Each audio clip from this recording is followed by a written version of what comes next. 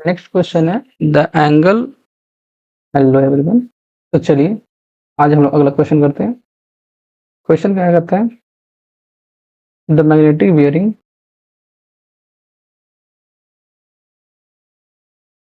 Bearing of line is 63 degree 30 minute. If the declination is 40 degree 4 degree 30 minute west, the true bearing of line is what? देखिए हमारे पास क्या given है, हमारे पास given है magnetic bearing. Magnetic bearing कितना given है, 65 degree 30 minute. Okay, declination कितना given है, 4 डिग्री 30 मिनट वेस्ट। ठीक है, समझिए इसको कैसे। कहता है कि हमारे पास जो हमारा एंगल दे रखा है, ये आपका ट्रू नॉर्थ हो गया, ये हो गया ट्रू नॉर्थ, ये हो गया आपका magnetic north, right.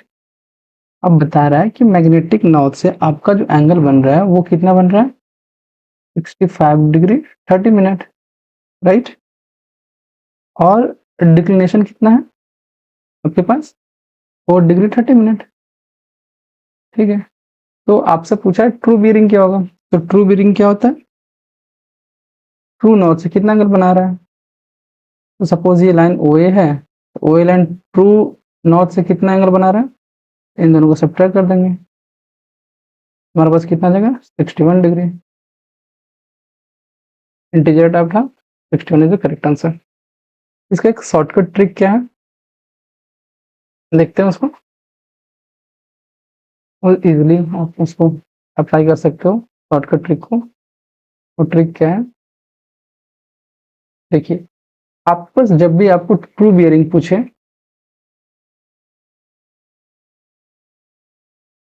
Hashtag shortcut, जब भी आपसे ट्रू बियरिंग पूछे तो आपको कुछ नहीं करना है, मैग्नेटिक बियरिंग लिखना है और यहाँ पे प्लस माइनस कुछ आएगा। देखिए अगर वेस्ट दिया हुआ है तो आपको कुछ नहीं करना है, आपको सिंपली माइनस कर देना है, राइट। और अगर ईस्ट दिया हुआ है तो आपको प्लस कर देना है, आपको आपकी आंसर आ जाएगी। ठीक है, तो एक ट्रिक है, आप इसको अप्लाई कर सकते हो, इजिली आपकी आंसर आ जाएगी। ठीक है, चलिए अगला क्वेश्चन करते हैं। अगला क्वेश्चन देखते हैं, कहता है for station A on the earth surface as shown in figure match the following. ये 2016 क्वेश्चन है। इसमें क्या बोल रहा है, आपको एक पॉइंट ए है, ठीक, ये पॉइंट एम है, ये पॉइंट पी है, ये पॉइंट ओ है, ये पॉइंट ए है। बोल रहा है कि M A line, M A arc क्या रिप्रेजेंट कर रहा है। देखिए एम ए आर्क कौन सा, ये तो ये सेंटर से क्या हो रहा है, एंगल बना रहा है, इसे बोलते हैं लैटिट्यूड। एम ए आर्क आपको लैटिट्यूड रिप्रेजेंट कर रहा है, क्यू का 3। अगला देखिए एल एम ये रहा, ये आपका लॉन्गिट्यूड को रिप्रेजेंट कर रहा है, तो आर का 1, आर का 1 ही खत्म। यहाँ पे मिस प्रिंट है, यहाँ पे 2 आना चाहिए था, तो B is the correct answer. ठीक है, अगला क्वेश्चन लिखते हैं। कहता है a back sight on a benchmark of R L is 100 meter and on a floor tunnel is 3.25 meter. The inverse staff reading on the roof station of tunnel is 1.25 meter. What is the relative lowering of roof station? देखिए कह रहा है आपके पास एक station बनाया है, tunnel है, ठीक है, अंदर आपने एक मशीन लगाया है उसकी मेजरिंग करने के लिए, तो वो जो मशीन है वो इनवर्स रीडिंग मेजर करता है 1.25 metre, 1.25 metre.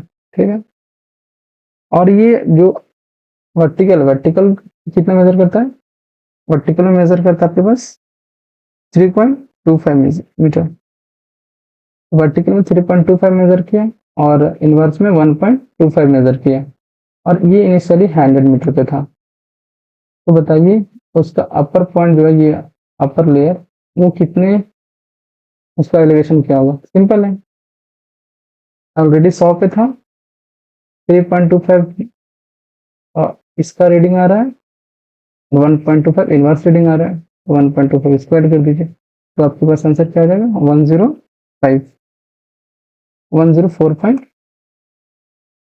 This is your correct answer. ठीक है, अगला क्वेश्चन देखते हैं। कहता है the standard reading of two horizontal sight on the vertical staff at 50 meter from the tachometer is 1.25 meter and 1.78 meter. The focal length of object is 25 centimeter and distance between object glance and vertical axis of tachometer is 15 centimeter. Find the steady interval, मतलब हमें I निकालना है। तो we know that, हमें पता है formula क्या होता है, D is equal to KS plus C, where C is equal to F plus small d। ठीक है, तो कैपिटल D की वैल्यू दे रखी है हमारे पास 50, तो 50 is equal to K as it is. हमारे पास एस की वैल्यू दे रखी है 0.495, क्योंकि एस क्या होगा, हमारा इंटरसेप्ट है, इंटरसेप्ट 1.780 माइनस 1.285 करेंगे, हमारे पास एस की वैल्यू आ जाएगी, प्लस एफ क्या है 0.25 प्लस 1.5। ठीक है, हमारे पास यहाँ से क्या वैल्यू आ रही है, के की जब हम लोग सिंप्लीफाई करेंगे तो के की वैल्यू आ रही है 100.2। ठीक है, हमें पता है के क्या होता है, एफ अपन आई। एफ कितना है हमारे पास 0.25, कि हमें पता है I is equal to 0.25 upon 100.2। ठीक है, इसको आप सिंप्लीफाई कीजिए, आई की वैल्यू आपके पास आएगी 2.49 mm। This is your correct answer everyone. चलिए अगला क्वेश्चन देखते हैं। कहता है a vertical photograph of an area lying 500 meter above the mean sea level are taken to be a scale 1:20,000 from aircraft. If the camera has focal length 210 meter, the flying height of aircraft is what?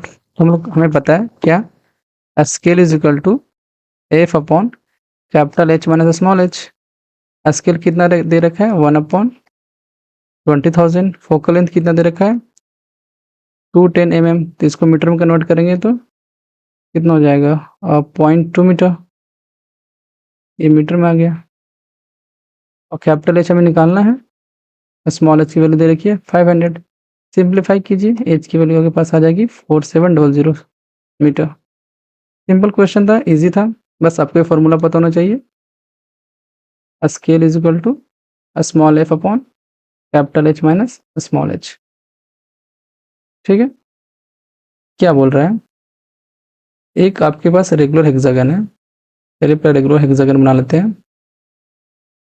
ठीक है, अब क्या बोल रहा है, the line side A B, तो हम naming कर लेते हैं A B C D E F. ठीक है, बोल रहा है the line A B, the bearing of side A B is इतना।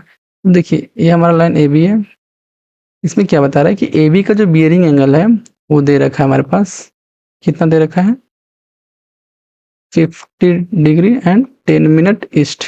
ठीक है, तो इधर ईस्ट हो गया, ऊपर नॉर्थ हो गया, तो ये हमारा एंगल दे रखा है 50 डिग्री 10 मिनट ईस्ट।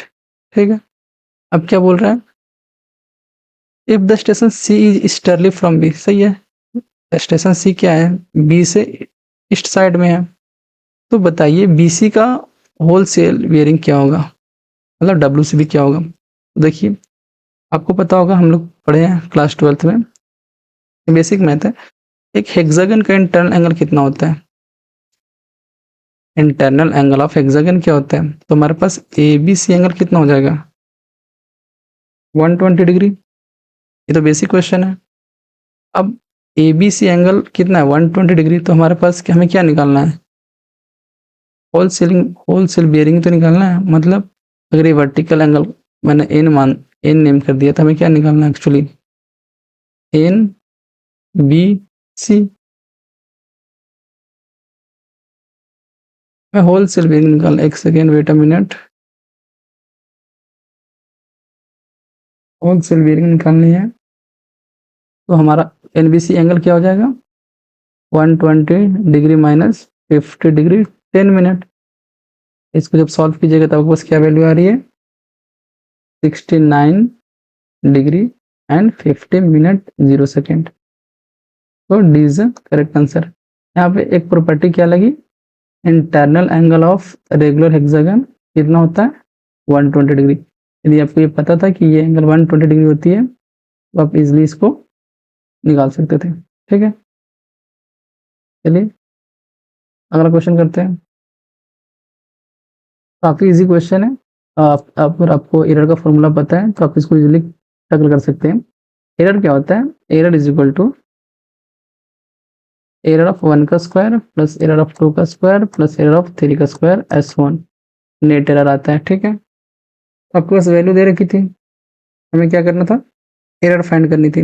एरर क्या हो जाएगा सिंपल 0.021 का स्क्वायर प्लस 0.029 का स्क्वायर प्लस 0.025 का स्क्वायर और इन सब का अंडर रूट। राइट, जब आपका इसका इन सबको सॉल्व करके आप इसका अंडर रूट लीजिएगा तो आपके पास वैल्यू आएगी 0.0436।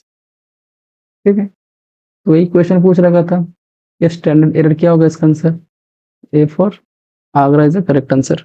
ठीक है, चलिए अगला क्वेश्चन करते हैं। अगला क्वेश्चन कहता है ट्रांजिस्ट थियोडालाइट इज अ, कहता है कि ट्रांजिस्ट थियोडालाइट क्या है। तो उसमें क्या है हम लोग उसमें लेफ्ट फेस और राइट फेस दोनों की रीडिंग उसकी मदद से हम लोग ऑब्टेन कर सकते हैं। Therefore B is the correct answer. एक होता है नॉन ट्रांजिस्ट थियोडालाइट। इसमें क्या होता है इसमें आप सिर्फ कोई एक ही फेस ऑब्जर्व कर सकते हो, या तो आपके पास इसमें लेफ्ट साइड ही ऑब्जर्व कर पाओगे और राइट साइड बस। बट आपके पास अगर ट्रांजिस्ट थियोडालाइट है तो आप दोनों रीडिंग ले सकते हो उसकी मदद से। ठीक है, चलिए अगला क्वेश्चन करते हैं। हेलो, देखिए हमारे पास क्या है 20 सेंटीमीटर शॉर्ट हो चुका है तो न्यू लेंथ क्या हो गया actual length is equal to 20 minus 0.2 which is equal to 19.8 metre. ठीक है, अब हमें क्या निकालना है न्यू वॉल्यूम। सिंपल है, क्या होता है actual volume upon measured volume. Actual volume upon measured volume is equal to volume निकालनी है तो 19.8 का क्यूब अपॉन 20 का क्यूब। सिंपल है, सिंप्लीफाई कीजिए इसको, क्या आएगा हमें निकालना है क्या है एक्चुअल वॉल्यूम। एक्चुअल वॉल्यूम क्या आ जाएगी हमारे पास 19.8 का क्यूब अपॉन 20 का क्यूब इंटू मेजर वैल्यू क्या थी 4000 वी गेट 3881 मीटर क्यूब। कौन सा ऑप्शन मैच कर रहा है option number A is the correct answer. ठीक है, चलिए अगला